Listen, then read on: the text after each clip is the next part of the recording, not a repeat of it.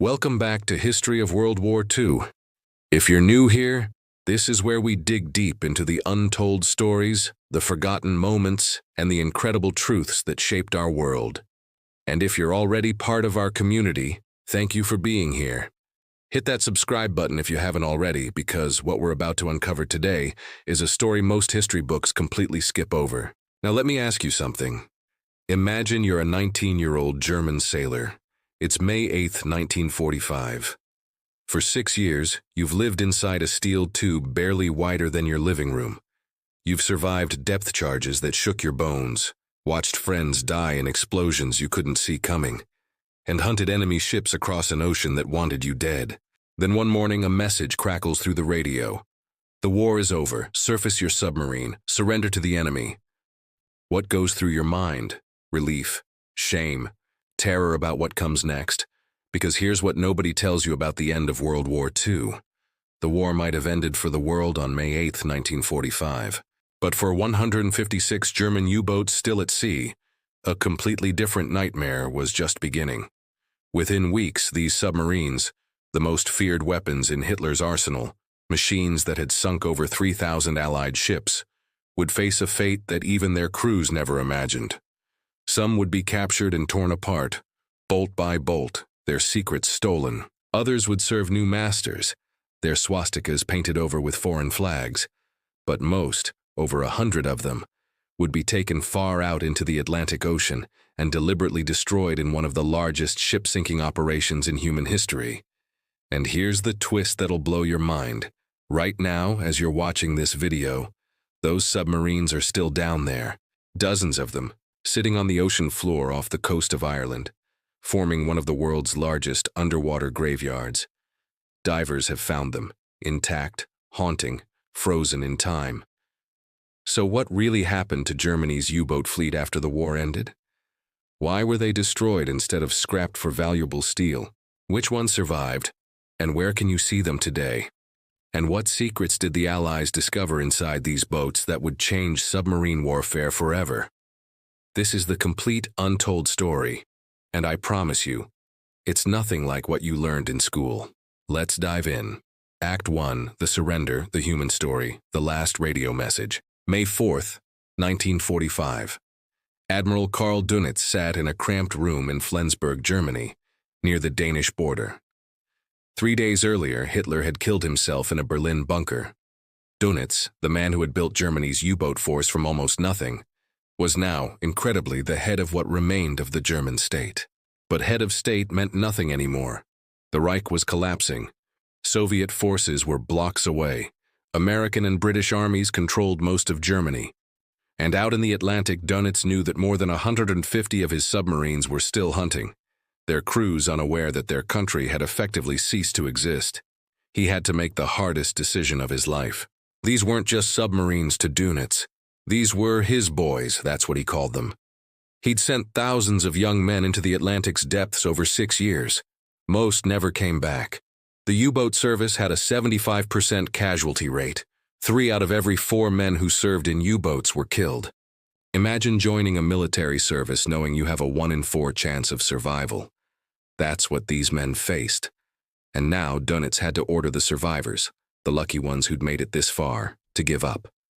The message went out on May 8th, transmitted on every frequency the German Navy could access. All U-boats cease fire at once. Stop all hostile action against Allied shipping. Surface immediately. Hoist a black flag of surrender. Proceed to the nearest Allied port and surrender to the nearest Allied authority. Acknowledge receipt of this order. Dönitz. The moment everything changed. Put yourself in the position of these U-boat crews when they received that message. Klaus Müller was 22 years old, commanding U-Kommelv 31 somewhere off the coast of Norway. His boat was operational. His torpedoes were loaded. His crew was exhausted but ready. They'd survived 2 years of combat patrols that had killed most of their friends. When the radio operator handed him the decoded message, Müller later said his first thought was, "This has to be a British trick. A fake message to make us surface so they can sink us." But it wasn't fake, and within minutes the realization hit his entire crew like a depth charge. The war was over. Germany had lost. They'd survived, but survived into what? Some of the men cried, Mueller wrote in his diary, which was discovered decades later. Others stood frozen in silence. Our radio man vomited. Me? I felt nothing, just empty. We'd fought for 6 years, lost everything, and now we were supposed to just hand over our boat to the people who'd been trying to kill us yesterday?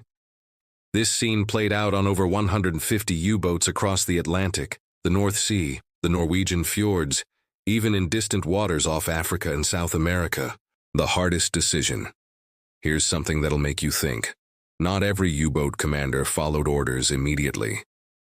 Kapitän Lieutenant Emil Klusmeyer, commanding U-2336, had just sunk 2 British ships on May 7th, one day before the surrender order. His boat was the last U-boat to successfully attack Allied vessels in World War II. When he received the order to surrender, he faced a brutal choice. He could scuttle the boat, open the seacocks, and send it to the bottom with all hands. Many U-boat commanders chose this. They'd rather die than surrender. Over 100 U-boats were deliberately sunk by their own crews in those final days. Or he could surface and face capture, imprisonment, interrogation, the humiliation of watching British sailors take control of his submarine. Klusmeyer chose to surrender. But he made his crew vote on it first, something almost unheard of in the German military. The vote was 31-14 in favor of surrendering. 14 men wanted to go down with their boat rather than surrender.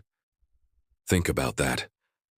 14 men so desperate, so broken that they preferred to drown rather than face capture. But the majority wanted to live. And so U-2336 surfaced, hoisted a black flag, and radioed its position to the British. The journey to captivity. The Allies had designated several ports for U-boat surrenders.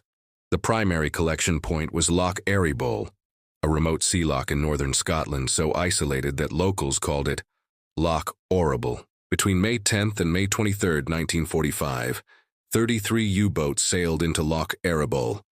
British ships stood guard as each submarine entered single file, their crews visible on the conning towers, hands raised in surrender.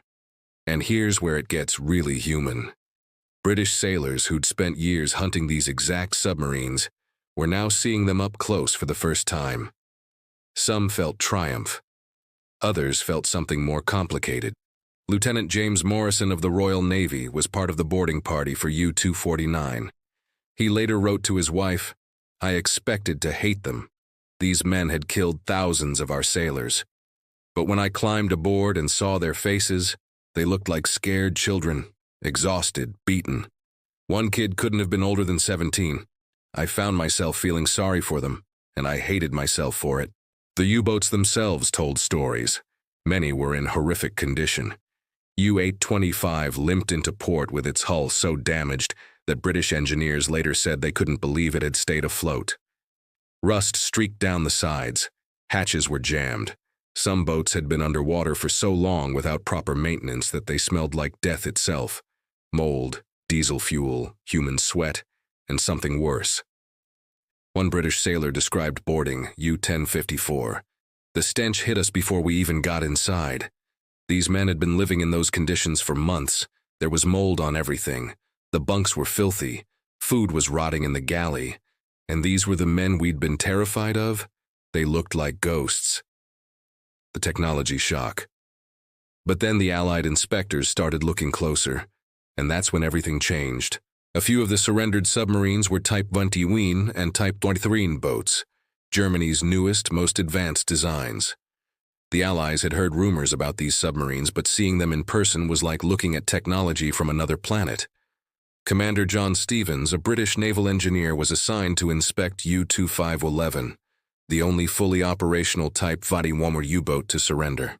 His first report back to the Admiralty is still preserved in British archives, and reading it today, you can feel his shock. "Gentlemen, I must report that our submarine technology is at least 5 years behind what the Germans have achieved. This vessel is not an improved submarine. It is a different class of machine entirely. If Germany had deployed 20 of these boats 6 months ago, the Battle of the Atlantic might still be ongoing. Recommend immediate priority analysis. What shocked him?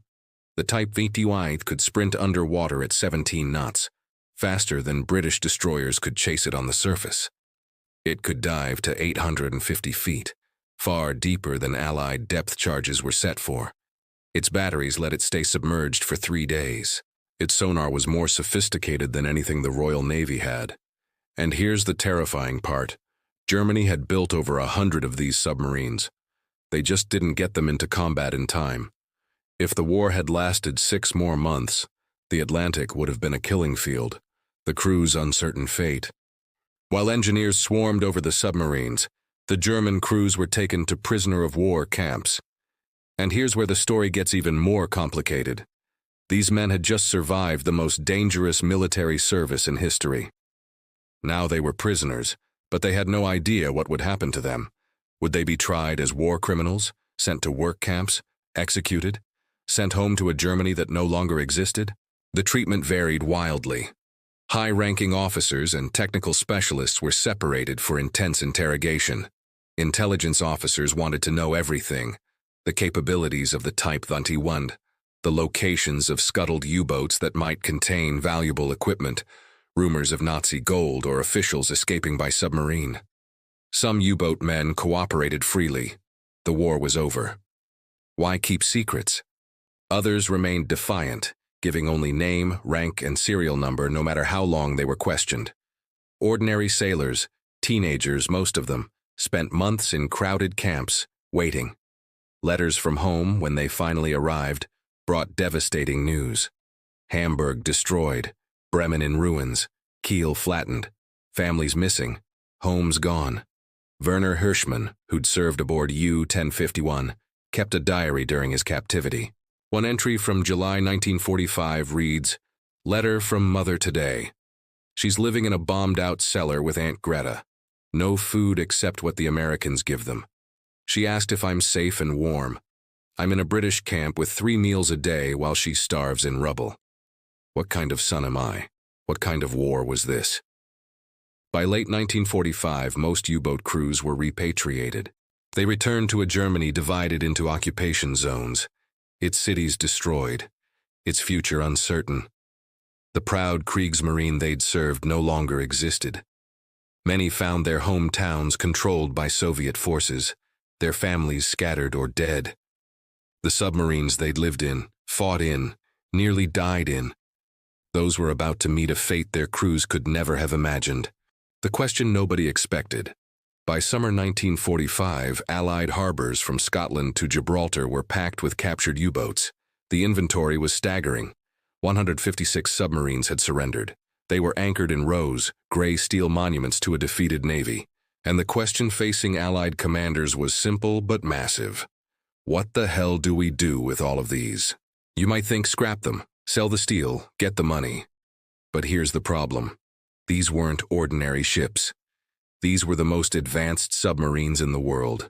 Their technology was revolutionary, and several nations were very, very interested in getting their hands on that technology.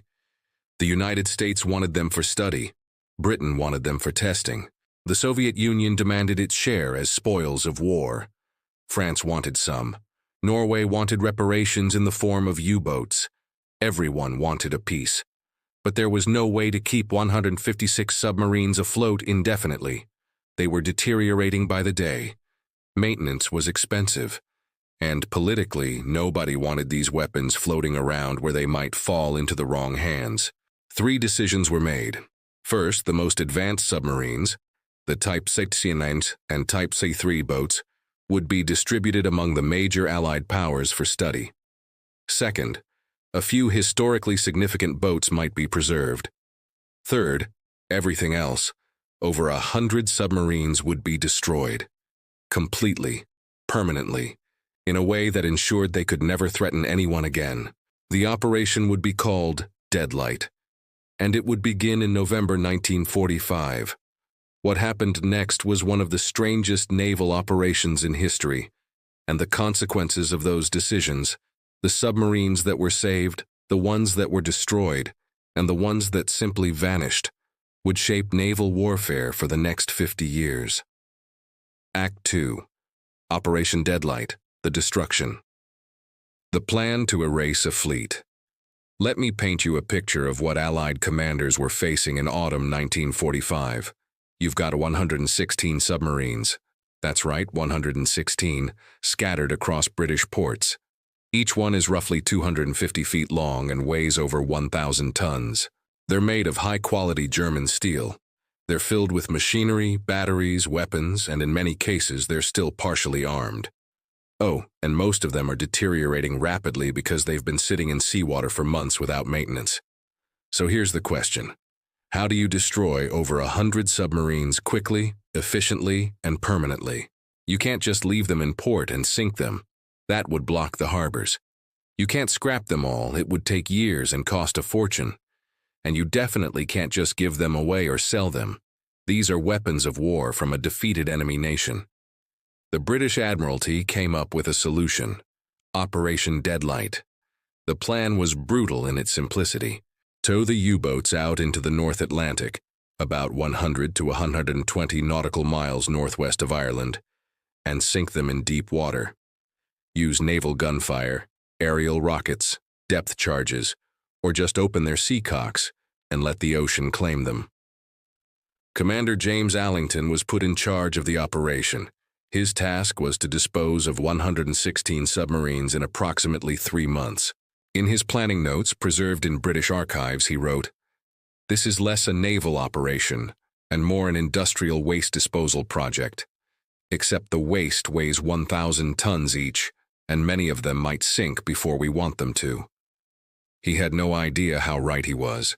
When plans meet reality, Operation Deadlight officially began on November 25, 1945.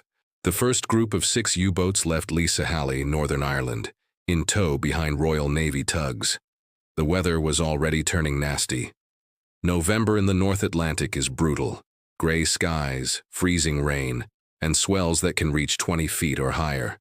But the Admiralty wanted this done before winter set in completely, before political complications arose, before anyone could question whether destroying all these submarines was really necessary. The journey from port to the designated scuttling zones should have taken 24 to 36 hours. For that first group, it took longer. Much longer. And for some of the U-boats, the journey ended prematurely. The first loss, U-776, was a Type 7C boat, the workhorse of the German submarine fleet. It had surrendered in May, been inspected, stripped of useful equipment, and designated for destruction. Nothing special about it. Just another U-boat marked for the scrap heap of history. On November 27th, as HMS Destiny towed it through heavy seas, the weather worsened. Waves crashed over the U-boat's conning tower, wind screamed across the water. And then, at 3:47 p.m., according to the tug's log, the tow line snapped. Tugs tried to get another line attached, but U-776 was already in trouble. Its hatches, poorly sealed after months of neglect, were leaking. Water poured into the hull. Within 30 minutes, the submarine rolled onto its side and sank stern first, disappearing beneath the gray Atlantic 60 miles short of the designated zone. The Royal Navy recorded it simply. U-776, Type 7C. Lost to weather and structural failure. Position recorded. No recovery attempted. It was an omen of what was coming. A storm of steel. Here's what the history books don't tell you. Operation Deadlight was a disaster. Not a disaster in the sense that it failed. The submarines were destroyed, which was the goal. But a disaster in the sense that the operation was chaotic, dangerous, and resulted in the loss of over half the boats before they even reached the scuttling zones.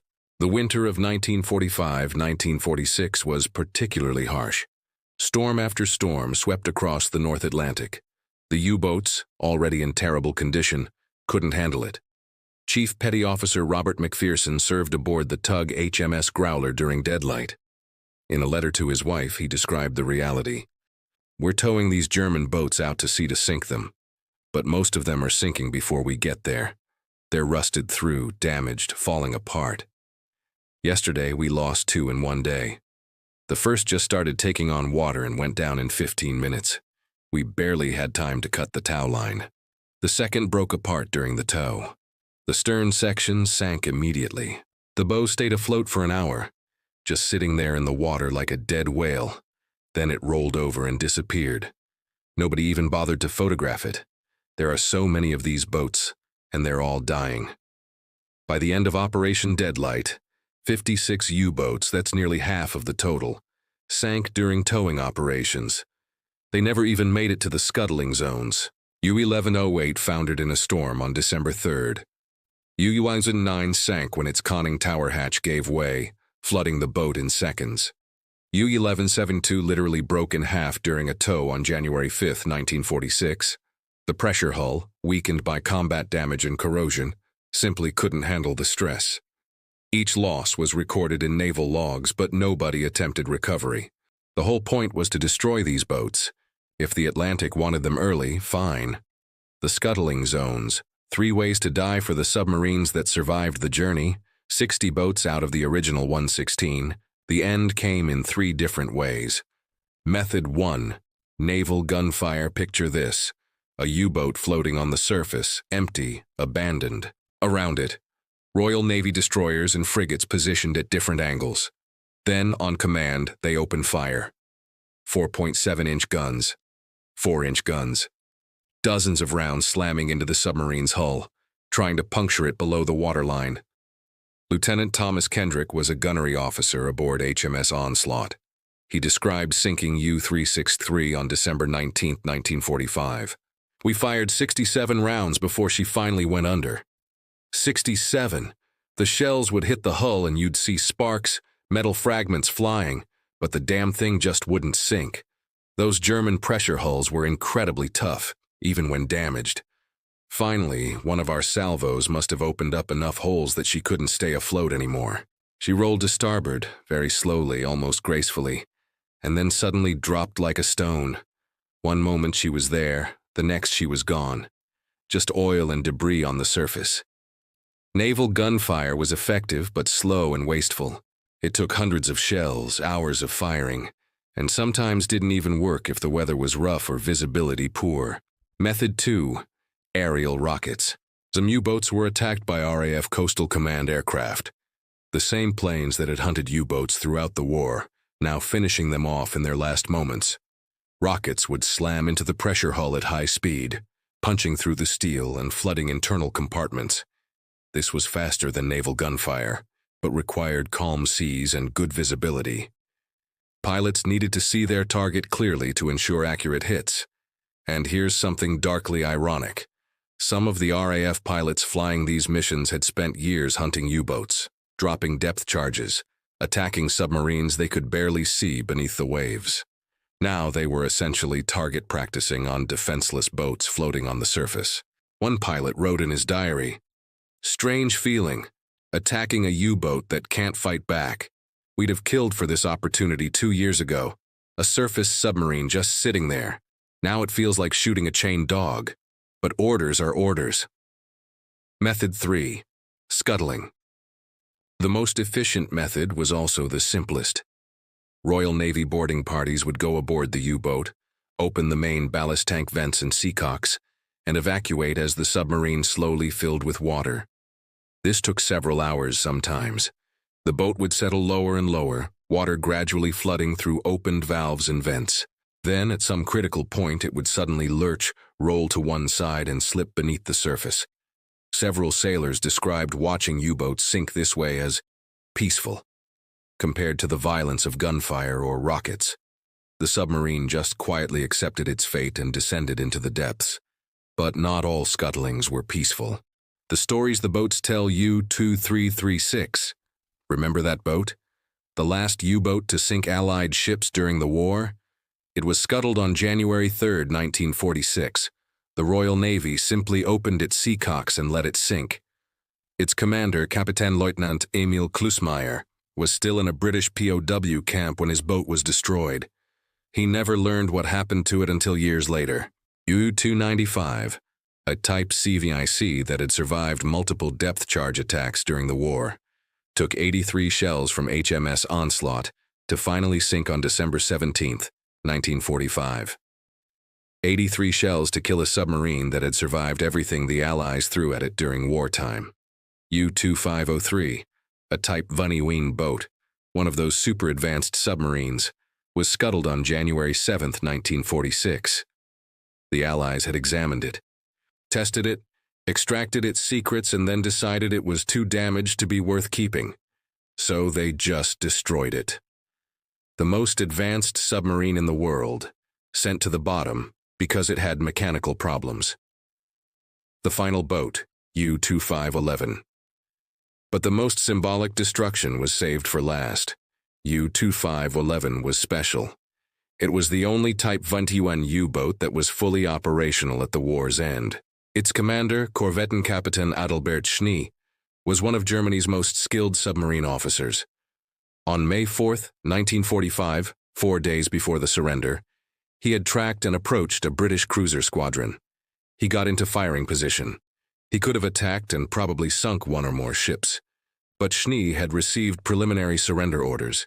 He knew the war was ending. He chose not to fire. He withdrew, surfaced, and surrendered at Bergen, Norway.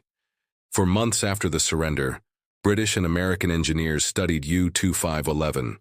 They tested everything: its engines, batteries, hydraulics, sonar, control systems. They ran it through underwater trials, measured its speed and maneuverability, analyzed every aspect of its revolutionary design. Their reports confirmed what German engineers had been saying. This was the future of submarine warfare. This boat, if deployed in numbers earlier, could have changed the outcome of the Battle of the Atlantic. But by February 1946, the tests were complete. The intelligence value had been extracted, and Operation Deadlight was nearly finished. On February 7, 1946, U-2511 was towed to the scuttling zone. A Royal Navy boarding party opened its seacocks. The most advanced submarine in the world slowly filled with water and sank into the Atlantic. It was recorded as the 121st and final submarine destroyed in Operation Deadlight. Commander Schnee, released from British custody, later wrote, "When I learned they had scuttled U-2511, I felt as though part of me had drowned with it. That boat represented years of engineering innovation and the culmination of everything we had learned about submarine warfare. And they just let it sink. Perhaps that was appropriate. Perhaps that boat, like all of us, deserved to die with the war." The aftermath. By mid-February 1946, Operation Deadlight was complete. Final tally: 116 U-boats designated for destruction, 56 lost during towing operations, 60 deliberately sunk in the scuttling zones, 121 submarines total destroyed, 3 British sailors killed in towing accidents, 1 RAF crew died when their plane crashed returning from a rocket attack. The scuttling zones northwest of Ireland became, overnight, one of the world's largest underwater graveyards. Over 100 submarines lay scattered across the seabed in 200 to 400 feet of water. For decades, they were forgotten, marked on Admiralty charts as hazardous areas but otherwise ignored. The U-boats had been destroyed, the threat eliminated. That's what mattered. Until 2001, when maritime archaeologist Innes McCartney decided to go looking for them. Rediscovery. When the past surfaces using sonar equipment and detailed analysis of Royal Navy records, McCartney's team spent 3 years surveying the deadlight zones. What they found was extraordinary. Many of the U-boats were still there, intact, sitting upright on the seabed. The cold Atlantic water and low oxygen levels had slowed corrosion. Some boats still had their deck guns mounted. Some had conning tower hatches left open by the scuttling crews. Some were surrounded by debris fields of smaller equipment that had fallen away as the boats descended. McCartney's team identified at least 14 individual submarines, including U-2503, U-2506, and U-2518. Many more wrecks remain unidentified, the serial numbers corroded away. The boats too similar in design to distinguish without extensive archaeological work. Divers who visited these wrecks described them as haunting. One diver said, "You're swimming over a submarine that's been down there for 75 years. You can see where hatches are open, where guns are still mounted, where the hull is rusted but still intact. you know that men lived and worked in these boats. Some of them died in boats just like this. It's not just history, it's a grave. The British government declared the area a protected site under the Protection of Military Remains Act. Diving on the wrecks without a license is now prohibited. They rest there still, a steel graveyard beneath the Atlantic, testament to the end of a war and the beginning of something new. But Operation Deadlight destroyed most of the U-boats. Not all of them. Some were saved, some were studied, some served new masters, and their stories are just as remarkable. Act 3. The boats that survived. The Tripartite Commission, dividing the spoils. While Operation Deadlight was destroying most of Germany's submarine fleet, a very different process was happening with the most valuable boats. And this is where the story gets really interesting, and where the seeds of the Cold War start to show. In August 1945, before the ink was even dry on the surrender documents, the United States, United Kingdom, and Soviet Union established the Tripartite Naval Commission. The purpose? To divide captured German naval technology among the victorious powers. But calling it division is generous. It was more like a polite argument that threatened to become much less polite. The Soviet Union wanted as many advanced submarines as possible. Stalin knew his submarine force was technologically backward compared to Western navies, and he saw German U-boat technology as a shortcut to modernization. Britain and America wanted to limit what technology fell into Soviet hands. They were already worried about Soviet intentions in Europe, about Stalin's expansionism, about what kind of world was emerging from the ruins of the war. The compromise: each nation would receive 10 U-boats for examination and testing. Priority would go to Type WWII and Type XXIII boats, the advanced submarines that represented the future of underwater warfare. But beneath this diplomatic arrangement was a race to understand, reverse engineer, and exploit German submarine technology before the other side did. The Cold War hadn't officially started yet, but it was warming up beneath the Atlantic. The American prize, U-234 and its secrets. The United States had particular interest in one submarine that had surrendered under unusual circumstances, U-234. U-234 was a Type XB U-boat, a long-range cargo submarine designed to transport supplies and equipment. On May 14, 1945, it surrendered to American forces off the coast of New Hampshire. But it wasn't the submarine itself that shocked American intelligence officers. It was the cargo. When American boarding parties opened U-234's cargo holds, they found 560 kilograms of uranium oxide infrared fuses for proximity-detonated weapons jet engine components, detailed technical blueprints for advanced German weapons, and 2 Japanese naval officers who committed suicide rather than surrender to Americans. Let me repeat that. 560 kilograms of uranium oxide. In May 1945, just months before America would drop atomic bombs on Japan. The immediate question was Germany building an atomic bomb? Was this uranium destined for a Japanese nuclear program? Investigators ultimately concluded that the uranium was probably intended as a catalyst in jet engine production, not weapons development. But the mere presence of that much uranium in a submarine cargo, heading to Japan, demonstrated how advanced and how desperate German technology programs had become. U.S. Navy engineers spent months studying U-234. While it wasn't as sophisticated as the Type XXIII, it revealed German approaches to long-range submarine operations that influenced American submarine design for years. But the real technological prizes were the Type XXIII boats.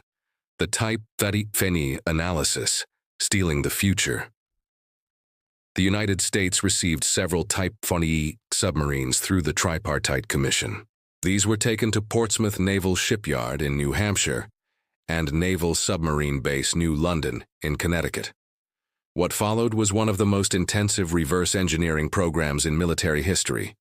Teams of American naval architects, engineers, and submariners literally took the German boats apart. Every system was measured, photographed, tested, and analyzed. Every innovation was documented. Every design choice was questioned and understood. Commander Edward Beach, who would later become one of the U.S. Navy's most famous submarine captains, participated in the Type WWII evaluations. Years later, he wrote, "We thought American submarines were the best in the world. We'd won the Pacific War with them, after all. Then we examined the Type WWII, and we realized the Germans were 5 years ahead of us. At least. Maybe more. Everything we were still trying to figure out. How to make submarines faster underwater. How to increase battery capacity. How to reduce noise. The Germans had already solved these problems. We spent months just trying to understand how they'd done it." The revelations were shocking. Hull design. The Type WWII's hull was streamlined for underwater performance, not surface travel. This was a fundamental shift. American submarines, like all pre-war designs, were built primarily as surface vessels that could submerge temporarily. The Type WWII was designed to live underwater. Battery capacity. 3 times the battery capacity of equivalent American boats. This allowed the Type WWII to remain submerged for days and achieve underwater speeds that made it faster submerged than most escort vessels could travel on the surface. The snorkel system. Germany's snorkel implementation was far more sophisticated than Allied versions. It allowed battery recharging at periscope depth, making the submarine nearly undetectable. Hydraulic systems. Automated torpedo loading, hydraulic diving plane control, reduced crew size requirements. All revolutionary for 1945. Silence. The Type WWII was extraordinarily quiet. Electric motors mounted on rubber to reduce vibration. Hull design optimized for quiet water flow. In Allied sonar tests, it was virtually undetectable when running on batteries. These discoveries had immediate impact. The U.S. Navy's Tang-class submarines, designed in the late 1940s, incorporated numerous Type WWII features. The streamlined hull, increased battery capacity, improved sonar, all showed clear German influence. But America wasn't the only nation learning from German technology, and some of the other students would use those lessons in ways that worried Western navies. The British tests. When your own tactics fail, the Royal Navy received its allocation of U-boats and subjected them to equally intensive study. But Britain did something the Americans didn't. They actually used the captured submarines against their own fleet to test whether British anti-submarine warfare tactics would work against this new technology. U-3017 was recommissioned as HMS N-41 and underwent extensive trials in 1946 and 1947. British submariners operated it as an aggressor boat in exercises, simulating enemy attacks against Royal Navy destroyers and frigates. The results were sobering and, frankly, terrifying. HMS N-41, operating as the attacking submarine, successfully evaded detection in 15 out of 17 simulated attacks. Royal Navy ships using the latest ASDIC sonar equipment, the same technology that had been so effective against earlier U-boats, simply couldn't find it when it ran submerged on electric motors. Captain James Taylor, commanding the Anti-Submarine Warfare Training Unit, submitted a classified report that was brutally honest. If Germany had deployed Type WWII boats in numbers earlier in the war, our current ASW tactics would have been largely ineffective. These submarines can outrun our escorts underwater, dive deeper than our depth charges are set for, and remain submerged far longer than our patrol endurance. We must urgently revise our doctrine and develop new detection methods. Our current capabilities are obsolete. Think about that. Britain had just won the Battle of the Atlantic, the longest, most brutal campaign of World War II. They developed tactics, technology, and doctrine that had successfully defeated the U-boat threat. And now, testing captured German submarines, they realized that if the war had lasted 6 more months, all of that might have been worthless. The British also studied German torpedo technology. The Type WWII carried acoustic homing torpedoes more advanced than British equivalents, pattern-running torpedoes that could cover wider search areas, and fire control systems that were semi-automated. U-190, which had surrendered off Newfoundland, was handed over to the Royal Canadian Navy. It served as a training platform, Canadian submarine crews learned how to operate advanced submarines, while Canadian anti-submarine forces practiced attacking them. Between 1945 and 1947, U-190 was subjected to attacks by aircraft, surface ships, and other submarines. It was depth-charged, torpedoed, and bombed, all to provide data on how to sink modern submarines. On July 21, 1947, U-190 finally sank during a torpedo exercise off Halifax. It had served its purpose, teaching the Allies how to fight submarines like itself. The Soviet copy machine. But while the Americans and British were scientifically analyzing their captured U-boats, the Soviet Union was doing something different. They were copying them. Exactly, down to the smallest bolt. The USSR received its 10 submarines through the Tripartite Commission, including several Type XXIII boats. These were taken to Soviet shipyards, primarily in Leningrad and Severodvinsk, and essentially reverse-engineered in excruciating detail. Soviet engineers measured every plate, every weld, every pipe, every electrical connection. They disassembled the diesel engines and electric motors, making detailed drawings of every component. They analyzed the battery chemistry. They studied the steel composition of the pressure hull. They documented everything. The result was the Whiskey-class submarine, which entered Soviet service starting in 1951. While officially described as a new Soviet design, the Whiskey-class bore unmistakable resemblances to the Type WWII. The hull shape, the battery arrangement, the control systems, all showed clear German influence. Western naval intelligence was alarmed by how quickly the Soviet submarine force modernized. In 1945, the Soviet Navy operated mostly obsolete boats with limited capabilities. By 1950, they were building and deploying submarines that incorporated the best features of German wartime technology. The Whiskey class became one of the most numerous submarine classes ever built. Over 240 boats were constructed between 1951 and 1958. That's 240 submarines, each carrying the technical legacy of the Type XXIII, now in the hands of a potential enemy. The strategic implications were profound. The technology that Germany developed to attack Allied shipping was now, in modified form, a Soviet weapon aimed at Western sea lanes. The global spread, but the distribution of German submarine technology wasn't limited to the three major powers. Several smaller nations received U-boats or access to German technology. France received several U-boats as part of post-war reconstruction. UE-123, a Type WWII boat that had operated in American waters during the war, was recommissioned as Blazon in the French Navy. It served from 1946 to 1959, one of the longest service lives of any captured U-boat.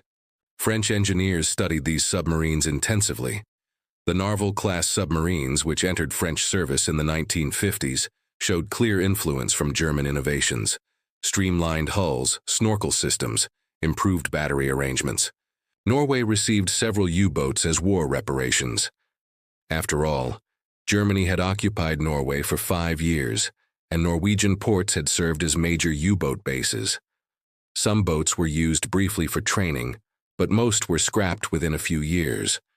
Norwegian shipyards, however, gained valuable experience from examining German construction techniques. Denmark acquired access to German submarine technology through intelligence cooperation with Britain. While Denmark didn't operate captured U-boats directly, Danish naval engineers studied the designs and incorporated features into Denmark's coastal defense planning. Even Sweden, which had been neutral during the war, benefited indirectly. Sweden had interned several U-boats during the war and had already begun studying them. After 1945, Sweden purchased some components and technical documentation, using this knowledge to develop its own submarine force. The global dispersal of German submarine technology had an unintended consequence. It standardized certain features of submarine design worldwide. The streamlined hull, the snorkel system, improved battery arrangements. These became common elements in submarine construction across multiple navies. In a sense, German engineering shaped submarine forces even in nations that never received a single captured U-boat. When secrets become weapons. Here's the uncomfortable truth that emerged from this period.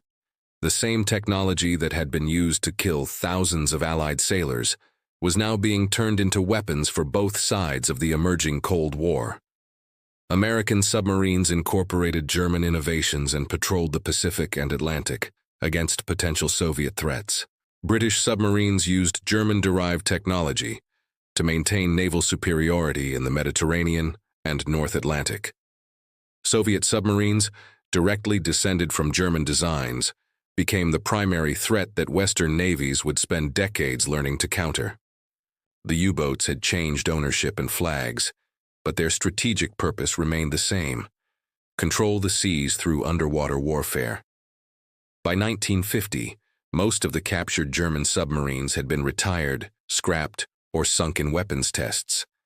They'd served their purpose, transferring knowledge from a defeated enemy to the victors, but their influence was just beginning. The innovations forced upon German engineers by desperation became the foundation for submarine development through the 1950s, 60s, and even into the nuclear age. When the USS Nautilus, the world's first nuclear-powered submarine, was launched in 1954, it used revolutionary propulsion technology. But its operational concept, its hull design, its emphasis on underwater performance over surface capability, that came directly from the Type 41. In a very real sense, every modern submarine is a descendant of the U-boats that surrendered in 1945. Act 4. The museum ships, memory and steel. The few that escaped, not every captured U-boat was destroyed or stripped for technology. A handful, just a handful, survived through a combination of luck, timing, and someone deciding they were worth saving. These survivors weren't saved because they were the best boats or the most advanced. They survived because someone, somewhere, recognized that future generations might want to see what these machines actually looked like, felt like, and what they represented. Today, you can visit these submarines.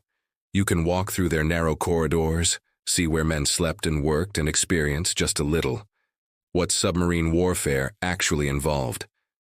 Let me tell you about the most important ones. U-995, Germany's memory. U-995 is a Type 70 CI-41 U-boat, the most common type of German submarine. If you picture a U-boat in your mind, you're probably picturing something like U-995. It surrendered at Trondheim, Norway on May 8, 1945. Rather than being destroyed in Operation Deadlight, it was allocated to Norway as war reparations. The Norwegian Navy commissioned it as KNM Kaura and actually operated it until 1962 as a training submarine. Think about that. A German U-boat, built to attack Allied shipping, served in the Norwegian Navy, a country Germany had occupied, for 17 years after the war. In 1965, Norway returned the boat to Germany. The German government faced a difficult decision. What do you do with a Nazi submarine? This was 1965. 20 years after the war, Germany was still deeply conflicted about its past. Many Germans wanted to forget the war entirely. Others argued that forgetting was dangerous, that remembering, even painful memories, was necessary. The decision was made to preserve U-995 as a museum ship at Le Beau, near Kiel, next to the Marine Ehrenmal, Naval Memorial. Today, U-995 is one of Germany's most visited maritime museums. Over 100,000 people tour it annually, and when you go inside, you understand why it's important. The submarine is cramped beyond belief. The corridors are barely wide enough for one person. The bunks are stacked 3 high with maybe 2 feet of space between them. The machinery fills every available space. Pipes, valves, gauges, wires everywhere. 45 men lived in this space for weeks at a time underwater, being hunted by ships trying to kill them.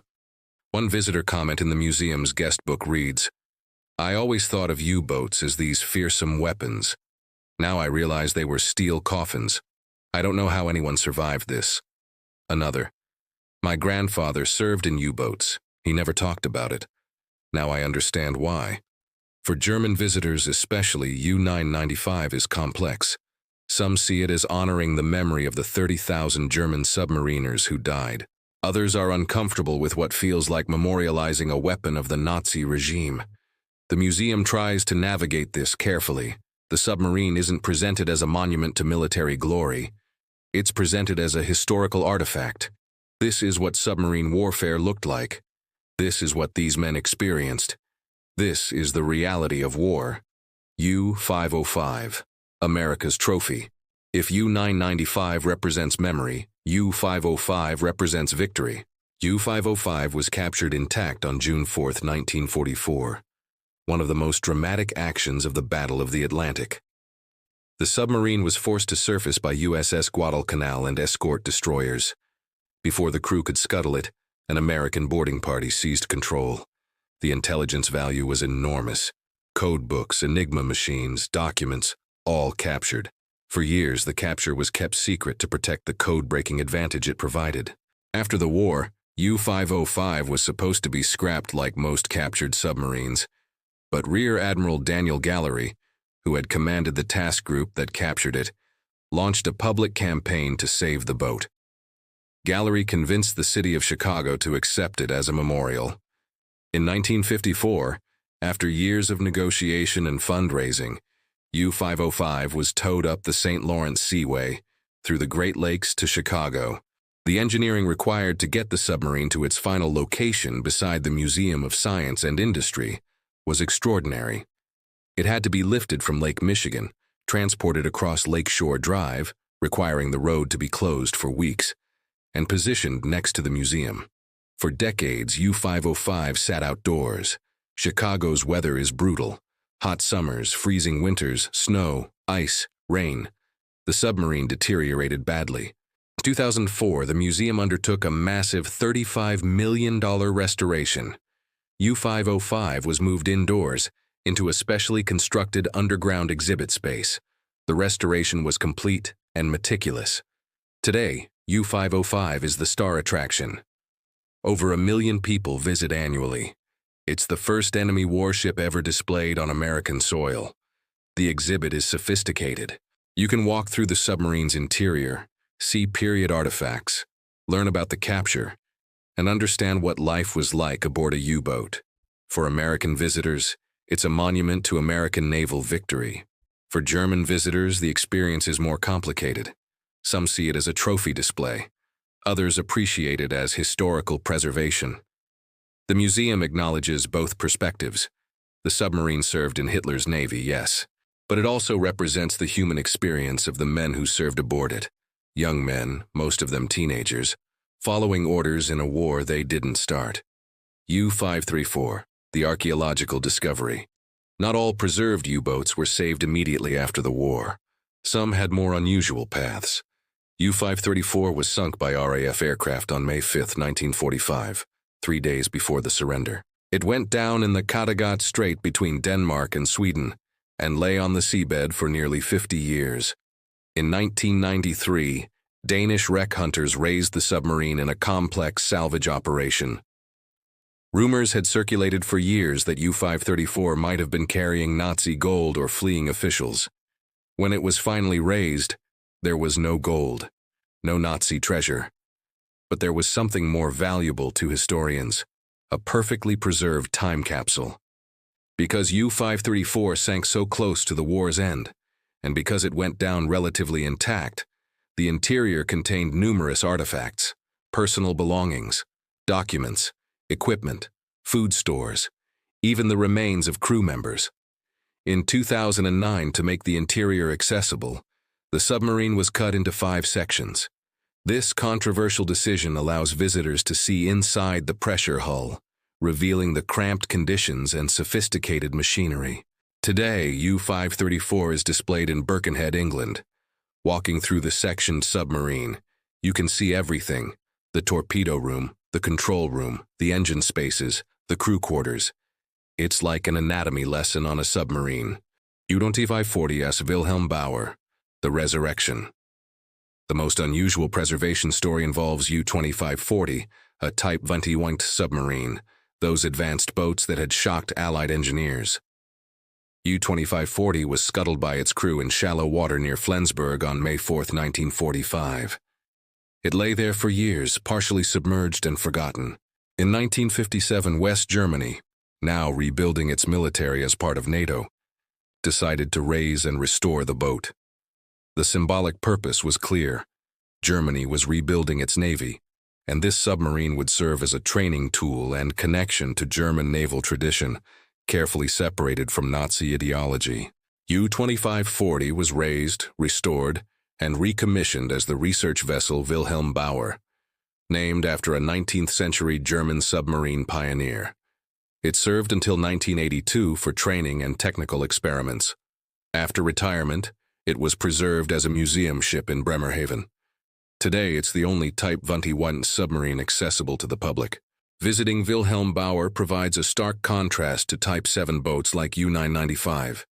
The Type WWII was more spacious, more sophisticated, more comfortable. You can understand why Allied engineers were so impressed and concerned.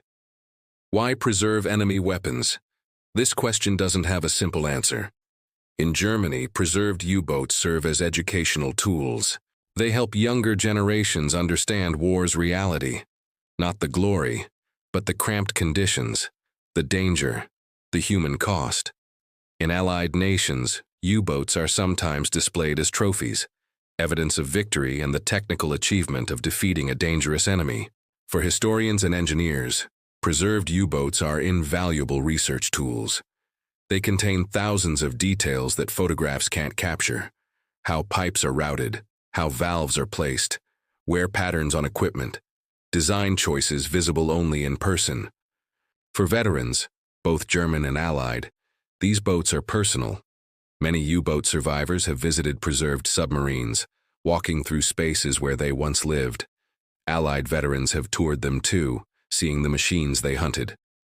Otto Kretschmer, Germany's most successful U-boat commander, visited U-995 in 1975. He spent hours explaining systems to museum staff, sharing memories.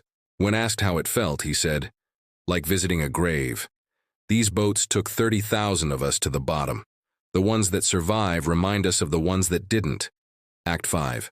Legacy and Conclusion. The technical revolution that changed everything. Here's what you need to understand. The capture and study of German U-boats, particularly the Type WWII, didn't just influence submarine design, it revolutionized it. Before 1945, every navy in the world thought about submarines the same way. They're surface ships that can temporarily go underwater. You cruise on the surface using diesel engines, and you only submerge when you need to attack or escape. Batteries run out in hours, so you surface again as soon as possible. The Type WWII flipped this entire concept. It was designed to operate primarily underwater. It surfaced only briefly to recharge batteries through the snorkel. This wasn't an improvement. It was a completely different philosophy. And every major navy immediately understood. This changes everything. The American Tang-class submarines, designed in the late 1940s, showed clear Type WWII influence. Streamlined hulls, increased battery capacity, better sonar, all derived from German innovations. The British Porpoise-class submarines used German-derived technology. The Soviet Whiskey-class was essentially a Type WWII copy. 240 boats built. That's 240 submarines carrying German technical DNA, now aimed at Western shipping lanes. Even nations that never captured a German submarine benefited. Swedish, Dutch, Italian submarine designs of the 1950s all incorporated features that originated with the Type WWII. Germany lost the war, but in terms of submarine technology, German innovations won the future. The human cost we can't forget. But let's be absolutely clear about something. The legacy of the U-boats isn't just technology, it's also tragedy. During World War II, Germany built 1,162 U-boats. 785 were lost, a loss rate of 67%. Of 40,000 men who served in U-boats, over 30,000 died. That's a 75% casualty rate, the highest of any military branch in any nation during the war. Let those numbers sink in. 3 out of 4 men who served in U-boats were killed. Entire crews, 40, 50 men, would disappear beneath the waves. No survivors, no one knowing exactly when or how they died. Families back in Germany receiving terse notifications. Lost at sea, presumed dead, and the men they fought against paid equally. Over 30,000 Allied merchant sailors were killed by U-boat attacks. Thousands of Royal Navy sailors. American sailors. Men who weren't soldiers but civilian sailors transporting cargo. This mutual destruction, U-boats hunting convoys, Allied forces hunting U-boats, created a grinding attrition that lasted the entire war. When survivors from both sides talk about their experiences, there's no glory in it. There's trauma, nightmares about drowning, survivor's guilt, PTSD before we had a name for it. Werner Hirschman, a U-boat survivor, gave an interview in 1995, 50 years after the war. He said, "People ask me what it was like. I tell them, imagine being sealed inside a steel tube underwater while people above you are trying to kill you. Every sound could be a destroyer. Every depth charge could be the one that cracks your hull. You live with terror every moment, and if you survive, you live with the memory of friends who didn't. That's what it was like." The Cold War legacy.